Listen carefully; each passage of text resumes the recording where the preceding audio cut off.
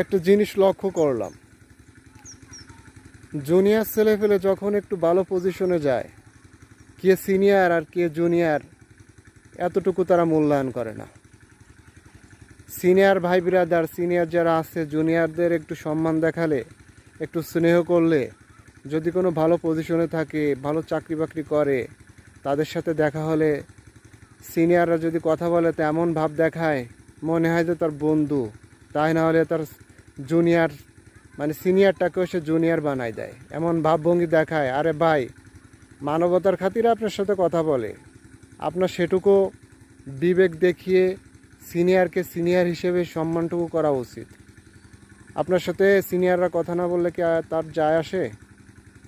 যদি সিনিয়রটুকুর মর্যাদা আপনি দিতে না পারেন, কথা বলার দরকার নেই। তাই এমন ভাব করেন না যে আপনি আমারই কোনো কিছু হয়ে গিয়েছে। ঠিক আছে, ধন্যবাদ।